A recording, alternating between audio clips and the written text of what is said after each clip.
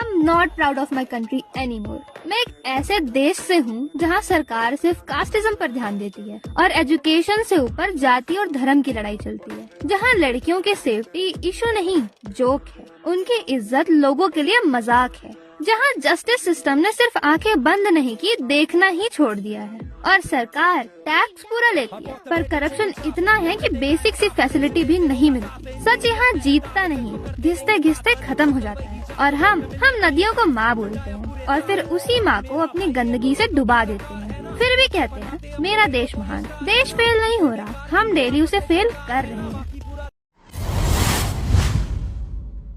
कड़वा है मगर सच है। बाजार में खरीदी हुई मूर्ति के आगे हाथ जोड़कर तुम धन मांगते हो, पर सोचो अगर मूर्ति ही धन देती तो दुकानदार उसे बेचता क्यों? मंदिर और मस्जिद 2 दिन के लिए बंद कर दो, जिंदगी में कुछ नहीं बदलेगा।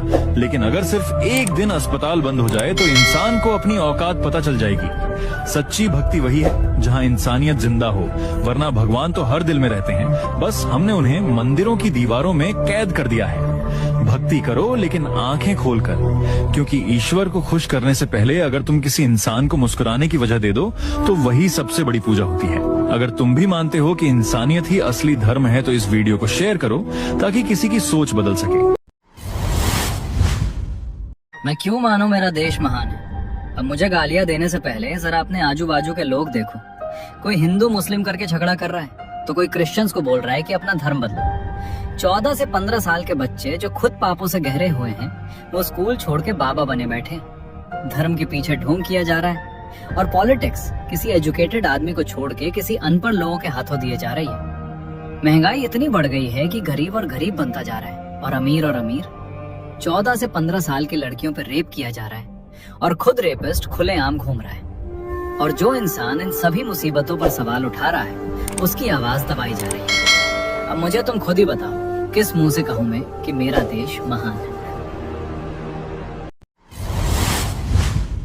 इंडिया में प्रॉब्लम कानून की नहीं है, प्रॉब्लम ये है कि इंसाफ सबके लिए एक जैसा नहीं होता। भगवान सबके लिए एक है, पर मंदिरों में वीआईपी के लिए अलग एंट्री होती है और आम आदमी लाइन में घंटों खड़ा रहता है। हेलमेट नहीं पहना तो 2 मिनट में चालान आ जाते हैं, पर बाइक चोरी हो जाए तो कल आना बोल के भेज दिया जाता है। हॉस्पिटल में पैसे दो तो तुरंत ट्रीटमेंट मिल जाते हैं, वरना आम आदमी लाइन में ही दम तोड़ देते हैं। एक तरफ आम आदमी को इंसाफ मिलने में सालों लग जाते हैं और दूसरी तरफ रेपिस्ट बिना किसी डर के जिंदगी जीता रहता है। सच क्या है पता है? यहाँ कानून अंधा नहीं, बस इंसाफ सबको बराबर नहीं हुआ।